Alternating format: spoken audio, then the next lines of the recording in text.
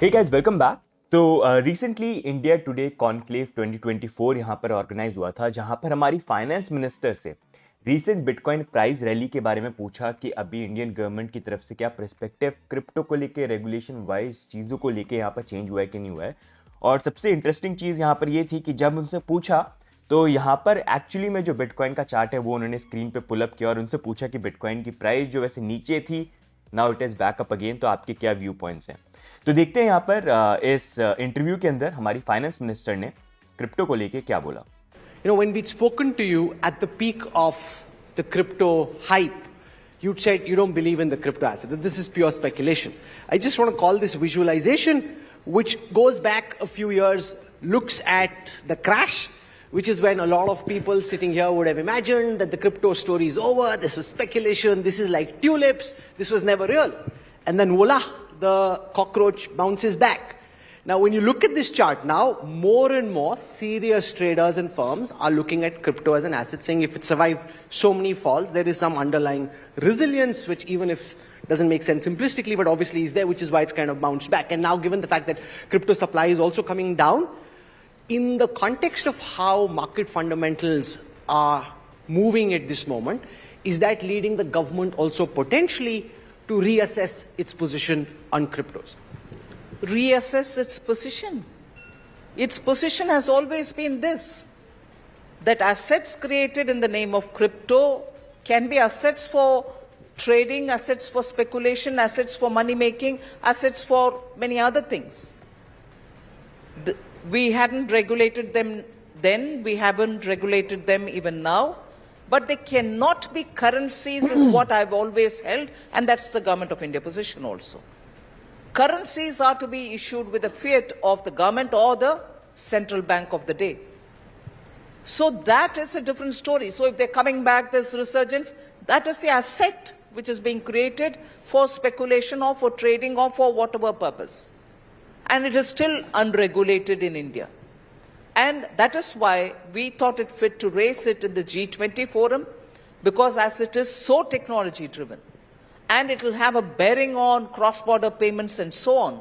If one country regulates and others don't, it'll be an easy way of moving money, round-tripping or funding drugs or even terrorism and so on. So we wanted to create a kind of a framework by taking it to the level of G20. It has been very well received, and I'm sure there will be some framework emerging.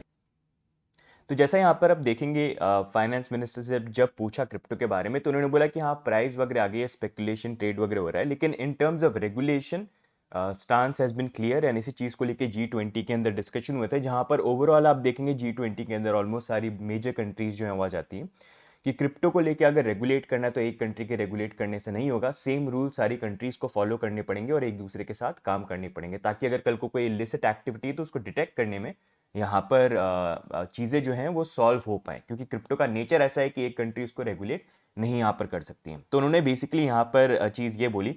लेकिन यहाँ पर 2021 की clip की बात हुई थी कि अगर आप देखोगे जब बिटकॉइन की प्राइस यहाँ पर मई 2021 जब बिटकॉइन की प्राइस 45-50 ये वाला टाइम पीरियड चल रहा था, तो इसी टाइम पे इंडिया टुडे का कॉन्क्लेव 2021 हुआ था, जहाँ पर इन्होंने जो एक चीज़ बोली कि अब स्पेकुलेशन वाली चीज़ तो फाइनेंस मिनिस्टर ने बोली, लेकिन फाइनेंस मिनिस्टर ने आज तक कभी टूलिप मेनिया क्रिप्टो का नहीं बोला है। टूलिप मेनिया आई थिंक जो RBI गवर्नर थे उन्होंने बोला था इस इंटरव्यू के अंदर भी, अगर आप देखेंगे तो यहाँ पर नहीं बोला। लेकिन चलते हैं एक बार देखते हैं उस टाइम पे 2021 के अंदर हमारी फाइनेंस मिनिस्टर का क्रिप्टो को लेके क्या पर्सपेक्टिव था। Cabinet note is getting prepared. It's almost nearing completion, and then it will be taken to the cabinet, of course. And I have said my view on this, saying the Supreme Court had commented on this cryptocurrency, whilst we are very clear that the Reserve Bank may take a call on an official cryptocurrency or anything of that kind, but from our side, we are very clear that we are not shutting all options off. We will allow a certain amount of a window for people to use, so that experiments in the blockchain, the Bitcoin or whatever you may want to call it, the cryptocurrency experiments and fintech which depend on such experiments will have that window available for them. We are not going to shut it off all. But yet what kind of a formulation even for a crypto will have to be the content of the cabinet note, which will get ready soon. तो 2021 में अगर आप देखेंगे ये ऐसा time था जहां पर 2020 के अंदर सुप्रीम कोर्ट का डिसीजन आया था अगेंस्ट आरबीआई ब्लैंकेट बैन, जहां पर बैंकिंग सर्विसेज स्टॉप कर दी थी क्रिप्टो फर्म्स के लिए। एंड उसके बाद कैबिनेट नोट एक प्रेजेंट हुआ था जिसको लेके किस तरह के रेगुलेशन आने चाहिए इंडिया के अंदर, उस पर डिस्कशन हो रहा था। लेकिन वो कैबिनेट नोट जो है वही, मतलब जो बिल आने वाला था उसी पे कैबिनेट नोट जो उसके बारे में हम सुनते रहे, लेकिन फाइनली कोई भी बिल निकल के आया नहीं। लेकिन उसके बाद अगर आप फॉलोअप करते हुए देखेंगे तो G20 की मीटिंग में इन दी एंड भी, जहां पर गवर्नमेंट ने रियलाइज किया कि रेगुलेशन वाइज खुद का बिल बनाना उससे कुछ चीज सोल्यूशन यहाँ पर नहीं है। इट्स बेटर कि बाकी कंट्रीज के साथ मिलके हम यहाँ पर रेगुलेशन जो है वो लेके आए। लेकिन इस स्टेप के अंदर it is a good step, लेकिन प्रॉब्लम ये चीज़ है कि रेगुलेशन नहीं आने के कारण आज की डेट के अंदर इंडिया के अंदर बहुत सारी कंपनीज जो है वो इंडिया से मूव आउट कर रही हैं। जैसा अगर आप देखेंगे आज की डेट में जितनी भी मेजर क्रिप्टो कंपनीज हैं जो प्रोजेक्ट को लॉन्च कर रही हैं, डेवलप कर रही हैं, ऑलमोस्ट 900 स्टार्टअप हैं इंडिया से क्रिप्टो के अंदर, वेब3 के अंदर। तो पहला मूव जो उनका होता है जैसे ही वो फंड्स को रेस करते हैं, they want to move out of India. And उसका बहुत बड़ा रीजन एक ये है जिस तरह के क्रिप्टो टैक्स लॉज तो इम्प्लीमेंट यहाँ पर हुए रखे हैं। साथ में सबसे बड़ा रीजन ये क्योंकि क्लैरिटी नहीं है, और जब क्लैरिटी नहीं होती है तो कन्फ्यूजन हो जाता है कि कल को अगर हम काम कर रहे हैं और कुछ उल्टा हो जाए तो उससे बेटर जब अगर फंड्स आ जाते हैं तो वो ये सोचते हैं कि हम ऐसी जगह मूव कर जाते हैं जहाँ पर एक्चुअली में कम से कम क्लैरिटी तो है कि अगर आपको कुछ बनाना है, कुछ करना है, तो ये रूल्स हैं जो आपको फॉलो करने पड़ेंगे, ये रूल्स आप ब्रेक मत करना, नहीं तो आप प्रॉब्लम में आ सकते हो। लेकिन जब रूल्स ही नहीं है तो फिर कंफ्यूजन हो जाता है कि यार कल को नहीं हो कि हम काम कर रहे हैं और कल को हमारे ऊपर चीज़ें पड़ जाए। इसी कारण अगर आप देखोगे आज के डेट में जितनी भी बड़े प्रोजेक्ट्स निकल, जैसे इनफैक्ट पॉलीगॉन को आप देख लीजिए, पहला मूव जो उन्होंने लिया था, उन्होंने ये लिया था कि इंडिया से मूव आउट कर जाते हैं क्योंकि यहाँ पर रेगुलेशंस को लेके क्लैरिटी नहीं है। ऑल्दो इंडिया के अंदर अभी भी गवर्नमेंट्स भी जो है पॉलीगॉन चेन के ऊपर अपनी अलग तरीके से चीज़ों के ऊपर वर्क करने में वो साथ में कोलैबोरेट और चीज़ों को यहाँ पर कर रहे हैं, लेकिन स्टिल इंडियन कंपनी थी, इंडिया से फॉर्म हुई थी, सारी चीज़ें, इतनी सारी चीज़ें अचीव करी, लेकिन पहली चीज़ जो है उन्होंने मूव आउट कर दिया क्योंकि रेगुलेशन को लेके कोई क्लैरिटी नहीं। और यही बाकी प्रोजेक्ट्स के साथ भी केस है।